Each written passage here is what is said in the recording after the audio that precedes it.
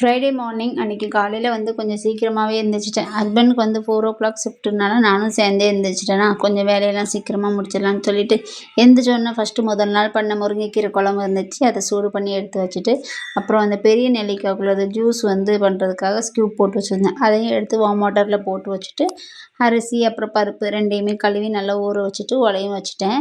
பருப்பும் வேக வைக்கிறதுக்காக மஞ்சள் தூள் போட்டு எடுத்து வச்சுட்டேன். அப்புறமா ஹஸ்பண்டுக்கு வந்து காஃபி போட்டு குடிச்சிட்டு நானும் குளிக்க போயிட்டு வந்தேன்.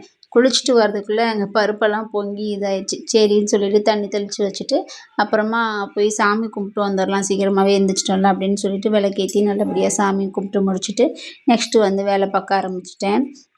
அந்த நெல்லிக்காய் ஜூஸ் வந்து ரொம்ப கசப்பாக தான் இருந்துச்சு போன திருப்பு பண்ணும்போது. இந்த திருப்பு கொஞ்சம் வேறு மாதிரி பண்ணியிருந்தேன், நல்லா இருந்துச்சு. அதையும் குடிச்சு முடிச்சுட்டு அப்புறமா வெளியில் போய் பார்த்தா நல்லா விழிஞ்சிருந்துச்சு லைட்டாக. அதுக்கப்புறம் முத்தம் தெளித்து கோலெல்லாம் போட்டுட்டு வந்து எங்கள் சைடு வேல சாதமும் வடித்து வச்சுட்டு சாம்பாருக்கும் கூட்டி வச்சுட்டேன். அன்றைக்கி வந்து இட்லி மாவு அம்மா அரைச்சி கொடுத்துருந்தாங்க. காலையில் டிஃபனுக்கு இட்லியை வச்சுட்டு தேங்காய் சட்னி பண்ணி பசங்களுக்கு சாப்பிட கொடுத்துட்டேன். அன்றைக்கி டே இப்படி தாங்க போச்சு. மறக்காமல் சப்ஸ்கிரைப் பண்ணி என்னோடய சேனலுக்கு சப்போர்ட் பண்ணுங்கள். பாய், நெக்ஸ்ட் வீடியோவில் பார்க்கலாம்.